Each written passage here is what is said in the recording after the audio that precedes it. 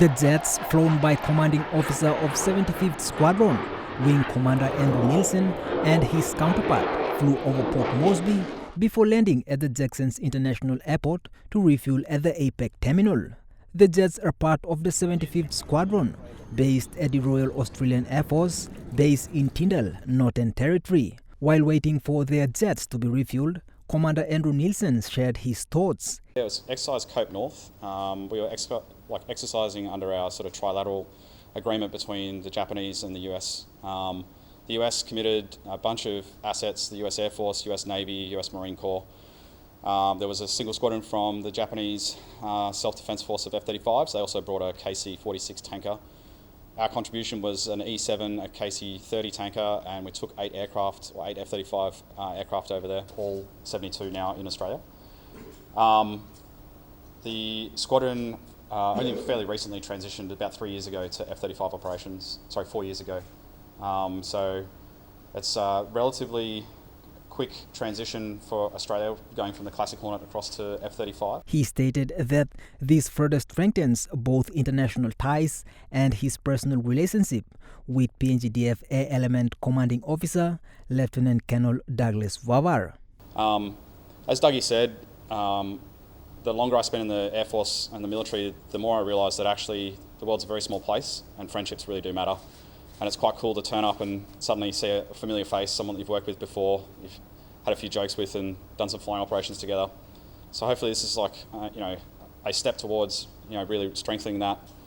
We're just returning from exercise Cope North, where we got to work with a bunch of the US services and the Japanese Self-Defense Force as well. Adding to that, Commander Douglas Wavar also shared his perspective.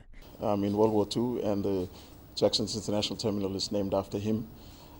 For the air element, in our process of rebuilding, we have under the Flight of Excellence program, our relationship with the Royal Australian Air Force is long and enduring, based on our relationships from when we came out from the Royal Australian Air Force on the 12th of August 1975.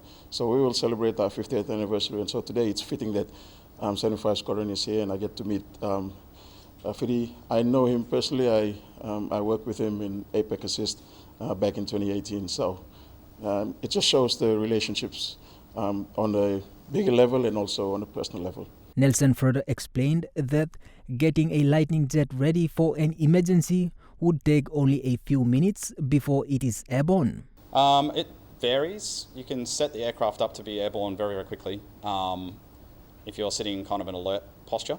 And we do practice that. But generally speaking, on a normal training mission, we will brief, and then from brief, it's normally around about an hour to get yourself all dressed, get out, sign for the aircraft, and then get it airborne. Once you're actually in the cockpit though, it's a matter of minutes to be able to get airborne. We can't, with all the thunderstorms around, we have to be able to hold for a period of time if there is a thunderstorm at the airfield, so we don't have the fuel reserves to go all the way back to Tyndall today. So yeah, we'll be in Townsville an hour and 15 minutes after takeoff from here. The landing of these two jets further reinforces PNG's bilateral relationship with Australia. James Guken, National EMTV News.